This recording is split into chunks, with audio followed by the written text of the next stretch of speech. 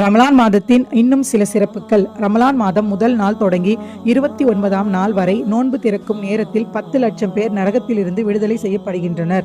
மேலும் 29ஆம் நாள் வரை எத்தனை பேர் நரகத்திலிருந்து விடுதலை பெற்றார்களோ அதே தொகையினர் ரமலான் மாதத்தின் கடைசி நாளில் விடுதலை ஆகின்றார்கள். இந்த மாதத்தில் தான் எல்லா வேதங்களும் அல்லாஹ்வால் அருளப்பட்டது.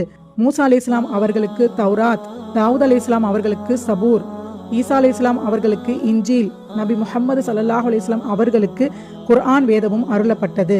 இந்த மாதம் முழுவதும் நோன்பு நோற்பது கட்டாய கடமையாக ஹிஜ்ரி 2ஆம் ஆண்டு முதல் விதிக்கப்பட்டது. இந்த ரமலான் மாதம் எத்தகைய மகத்துவம் மிக்கதென்றால் அது மிக பெரும் பரக்கத்தை உடைய மாதமாகும். அல்லாஹ் உங்கள் பாவங்களை மன்னித்து விடுகின்றான். நன்மையான அமல்களில் நீங்கள் இடும் போட்டிகளை கண்டு மலக்குகளிடம் பெருமை கொள்கின்றான். ஆகவே நீங்கள் இம்மாதத்தில் உங்கள் நல்லமல்களை இறைவனிடம் சமர்ப்பியுங்கள். ரமலான் மாதத்தில் ஒரு நஃபிலான வணக்கம் புரிவது இதர மாதங்களில் ஒரு ஃபர்லான வணக்கத்திற்குரிய நன்மையையும், ஒரு ஃபர்லான வணக்கம் புரிவது 70 ஃபர்லான வணக்கங்கள் புரிவதன் நன்மையும் அளிக்கிறது. இன்ஷா அல்லாஹ் இந்த அழகிய ரமலான் மாதத்தை சிறந்த முறையில் பயன்படுத்தி இறைவனின் அருளை பெறுவோம். அஸ்ஸலாமு அலைக்கும் வரஹ்மத்துல்லாஹி வபரகாத்துஹு.